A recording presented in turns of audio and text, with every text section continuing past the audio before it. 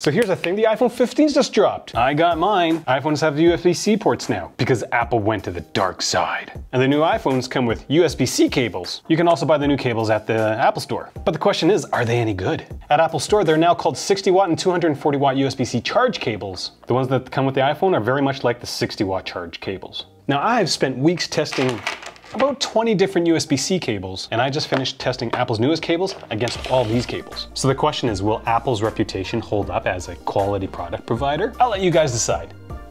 So the first thing I did was a charge test with these cables and an iPad Pro. I did 30-minute charge test on an iPad Pro with a 96 watt charger while playing an HDR movie at maximum brightness. Now, almost every cable in this bundle restored 25 to 26% of the iPad Pro's battery in about 30 minutes. Cheapest cable I have is this one with an adaptive head, and it's got like 3 different outputs. This iPad actually lost power while plugged in with this cable. There was some good news with this test with Apple's cables. The cables that came with the iPhone, on average, were 1 to 2% faster, like consistently faster. When I saw those results, I was just like, Apple, you scoundrel. You add a little something something into your cables, didn't you?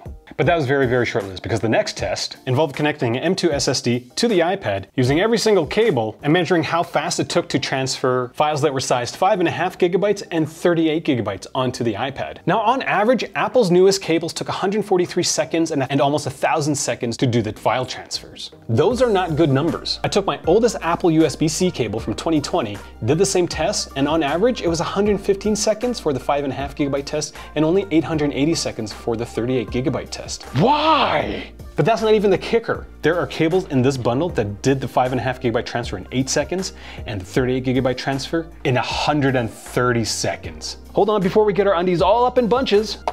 It's because these cables are USB 2. The cables with the fastest data transfers, those are USB 3 cables. But the funny thing is that out of all these cables, only one company decided to label it as such. Now, in order for me to figure out if it's a USB 2 cable or a USB 3 cable, I had to use this thing. It's a C2C cable QU. I'm pretty sure I butchered that name. This thing sees what pins are active in the USB-C cables. These are all the pins that light up for this cable. These are all the pins that light up when you use a USB 3 cable. It's like frickin' Christmas. There's only 2 that aren't on. So Apple, let me get this straight. You just released a Pro iPhone that is USB 3 capable, but none of your new USB-C cables allow users to use that feature? Does that make any sense to you? Does that make any sense to you? Does that make any sense to you guys?